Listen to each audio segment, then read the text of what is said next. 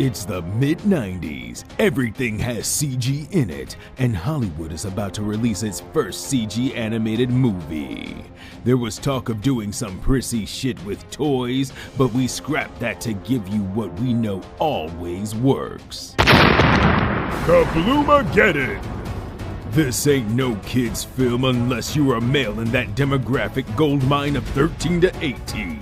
This is extreme, non-stop action. Behold, Agent Hitman, a character who's way too advanced for mid-90s CG, but just go with it. I'm in the dimly lit lab with reflective surfaces. Good, that'll be easy for us to render. Now find the disc with the names and/or codes on it to stop the monsters and/or robots from destroying us all. 90s catchphrase. With his partner, Agent Love Interest, a no-nonsense assassin with awkward anatomy we clearly haven't figured out yet, but our horny fan base won't care. Try to keep up. Hey, it's the 90s. I'm not just some pretty face who needs to be saved. I can take care of myself and I'm hot. And because we're gonna have a weird fetish for disaster flicks for a while, you can watch our heroes fight aliens with Mother Nature. Throw the tornadoes! The volcanoes! The thing from Deep Rising! Someone remembers me. So, if you're ready to see the dinosaurs from Jurassic Park and the sharks from Deep Blue Sea fight on the Titanic, then please come right for us. Kablumageddon, the first CG animated movie. That could have been what we got.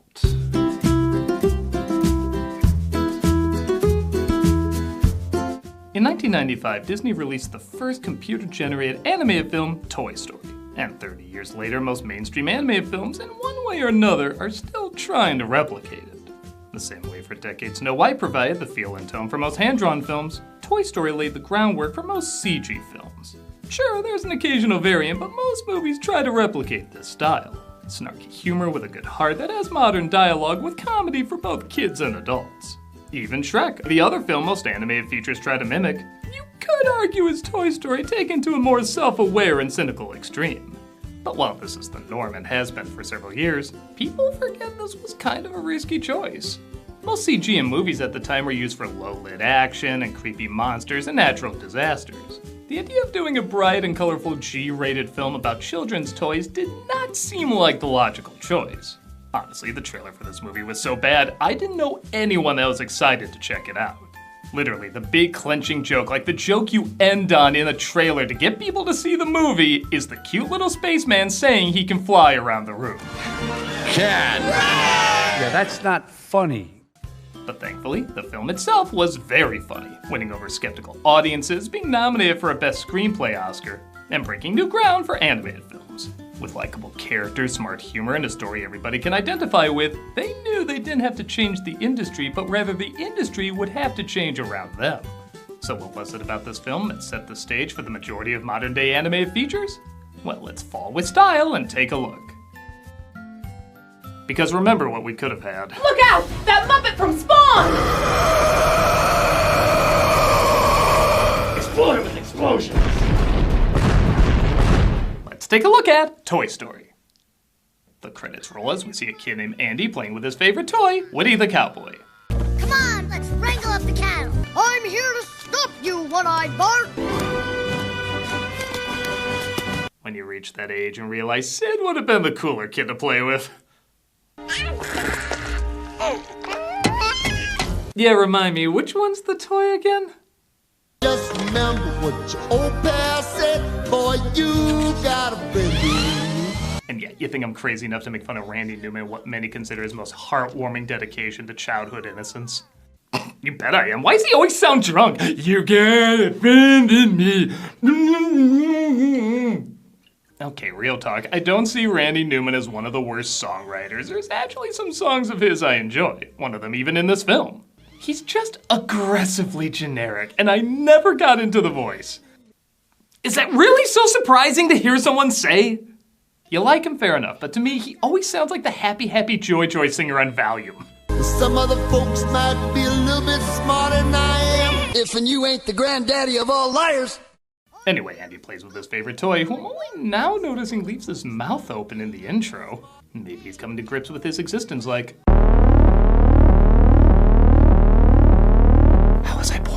soon as Andy leaves the room, Woody, played by Tom Hanks, and all his other toys come to life. Staff meeting, everybody. Got a staff meeting, you guys. Come on, let's go.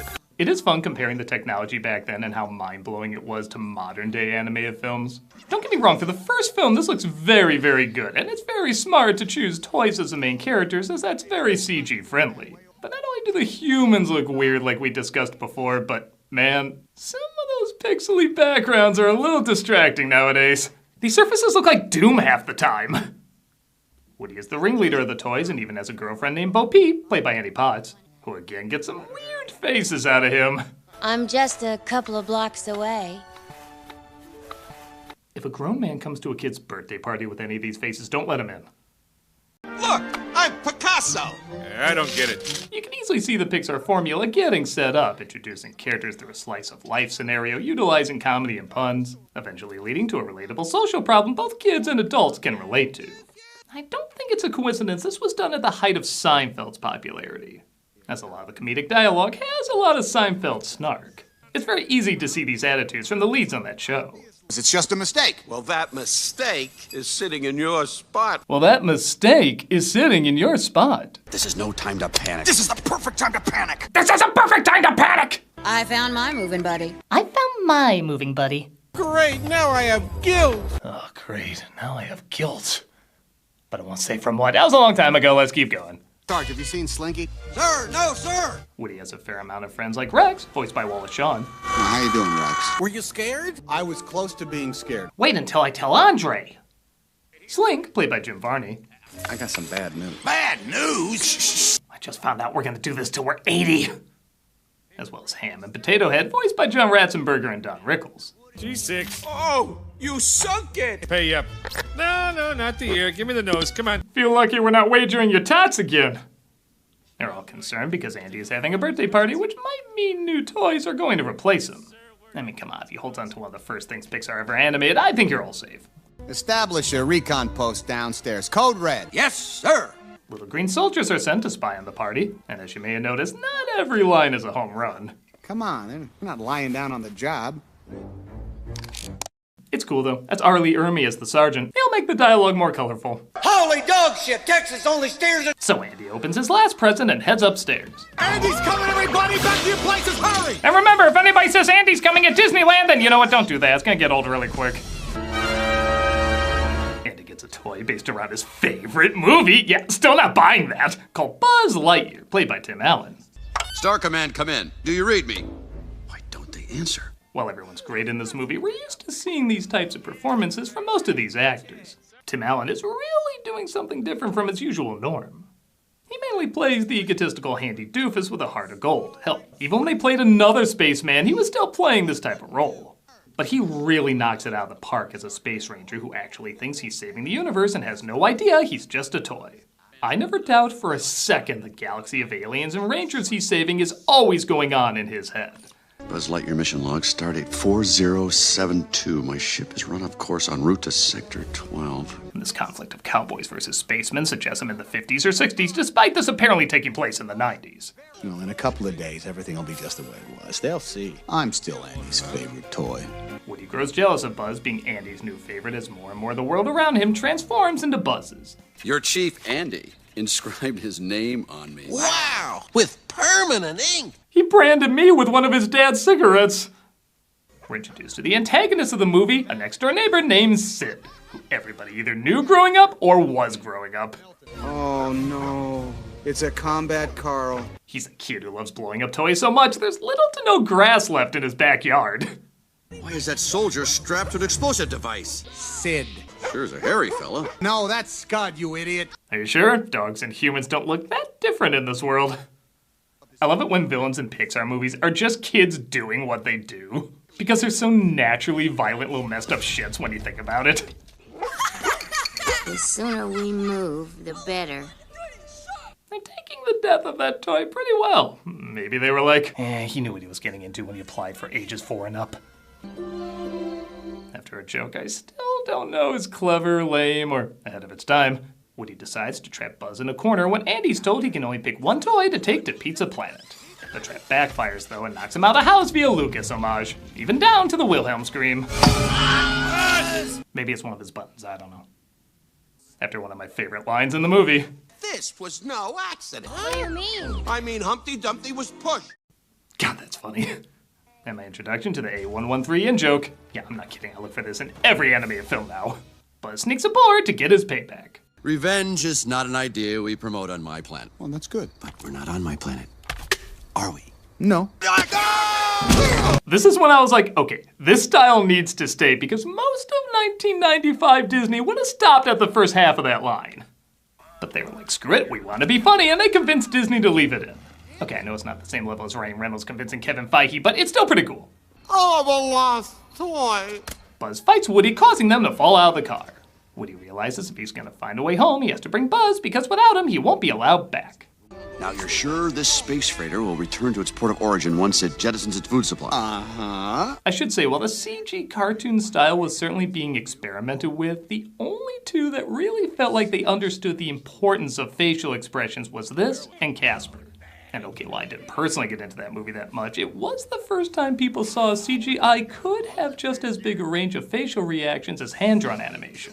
These little smirks and eye rolls and split-second ticks not only make the scenes a lot funnier, but they make the characters feel much more alive, at a time when this just wasn't being utilized, at least not to this degree. Come on, man, hurry up. I'm like, the pizzas are getting cold here. Oh, sweet, a Buzz Lightyear doll, and it's alive! God, I'm stoned. They make their way to Pizza Planet, which I'll just say I'm a 43-year-old man and I am still waiting for this place to exist. I mean, that's Alien the kindergarten game. But Buzz sneaks into a crane machine where he encounters even more oddities. A stranger from the outside. Greetings, I am Buzz Lightyear. Well, technically you should all know each other from the show, but then again, Buzz is Zurg now, so who gives a shit about anything? Claw's our master. Claw chooses who will go and who will stay. This is ludicrous. Sid tries his luck at the game, and maybe the biggest hole of the film, someone actually gets a toy from a crane machine. Twice! He has been chosen. Hey, what are you doing? Stop again, zealots! Not gonna lie, I kinda like the toy version of Midsummer. Sid gets Buzz and Woody, who of course has terrible plans for them. Let's go home and play. Anyone else feel like this is Syndrome's backstory in reverse? At Sid's home, we see he's just as cruel to his sister's toys as he is to his own. Jeannie's all better now. I don't know what her problem is. I give Sid all my toys to have him improved.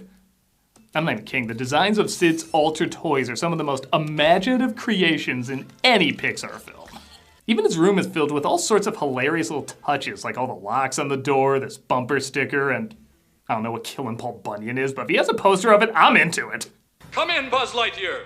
This is Star Command. The next day they try to escape, but Buzz sees a commercial clarifying he is in fact a toy. Buzz Lightyear! Available at all Al's Toy Bound outlets in the Tri-County area. I could say that's more proof of the Seinfeld influence as they're building up Wayne Knight's appearance, but honestly, I'm distracted by the TV's channel changer. What is the story behind this family? Out among the stars I sail. This starts the one song I do genuinely enjoy, I'll Go Sailing No More. It captures the right tone, it's sad, it has a decent melody. It's a song so good, even Randy's voice can't ruin it. Now I know exactly who I am. But God, does he try? He sounds like Will Sasso's impression of him. I still haven't seen A Bug's Life or Toy Story, but I don't need to, you know, writing songs is easy. Buzz tries to prove to himself he can fly, but goes boom, leading to Sid's sister discovering him. Mom, have you seen my Sally doll? Never mind. Now I can torture his toys. Actually, I'm not too far off as Woody sees the sister playing with Buzz and tries to get him out. Hannah! Oh, Hannah! Mom? Please excuse me, ladies. I have to check on my mom. I think she's dying. Oh, Hannah! Gone! Oh, God. Buzz finally cracks having tea with the sister's dolls. I like one of the beheaded ones is called Marie Antoinette. And am I crazy or is this some of the funniest acting Tim Allen's ever done? Let's get you out of here, Buzz. Don't you get it? You see the hat? I am Mrs. Nesbit. I'm telling you, this kid is weird. She's talking about monsters in her closet when she was younger. She's all messed up. Woody reaches his friends, but they don't know whether or not to trust him after what he did to Buzz. Buzz as well is not much help. Hiya, fellas. What are you trying to pull? Nothing. Well, we know when this goes public domain, Jagged Edge will make a horror film out of this. Everyone abandons Woody. It's a little funny Slink is the last one to leave, even after his supposed true love does. And Sid straps Buzz to a rocket, planning to launch him in the morning. Andy, meanwhile, is heartbroken. He's unable to find Woody or Buzz before they move away. Oh, Woody. If only you could see how much Andy misses you. That'd be nice!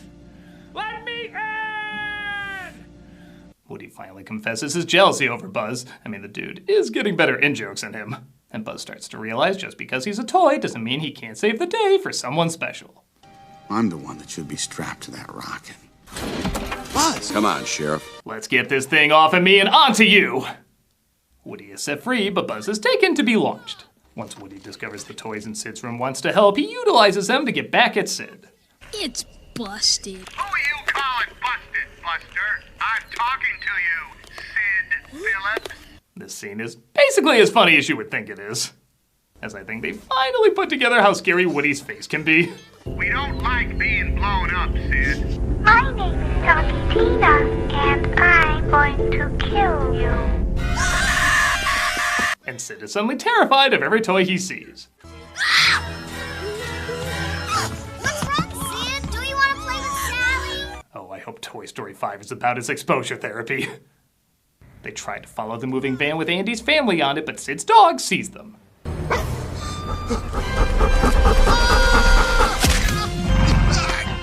Yeah, for as bad as the people look in this, the animals look 10 times worse. My God, that looks like a whale banged a cow. He's the kind of thing you show Food Fight to make it feel better about itself. He's at it again! They mistake him throwing the racer into the street, though, for him trying to kill more toys. No, Clint, you don't understand! And boy, for a character who said, If only you could see how much Andy misses you. She sure is doing little to reunite you two. Yeah, they didn't know what to do with this character. They eventually figure out he was trying to help, though, and they try to get him back on.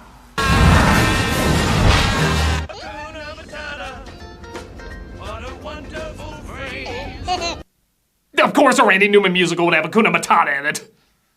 They eventually make it to the car with Andy in it, and they're all reunited.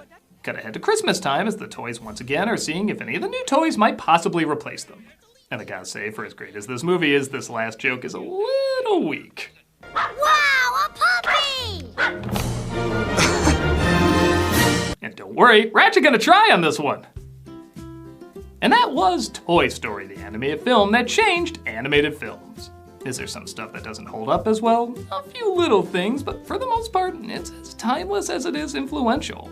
These characters are easy to like and relate to, and it thrives on being a simple story with strong writing. The majority of jokes still land, the world it creates is fun to explore, and like I said over and over, it set the stage not just for how Pixar films would be constructed, but for how the majority of animated films would be constructed. On the one hand, yes, I would like more variety in the styles of cinematic animation, but let's face it, most cinema leans towards what's popular and will usually do something over and over. I think I'd much rather see this style be popular and done over and over than, say, Bay's Transformer movies or the Twilight films or some fad like that. This is a decent reference to keep returning to. If only we could, stop literally returning to it. Whatever's in the cards for Pixar, Disney, or animation as a whole, it's good to know the industry can still be shaken up in both the biggest, yet somehow simplest ways too.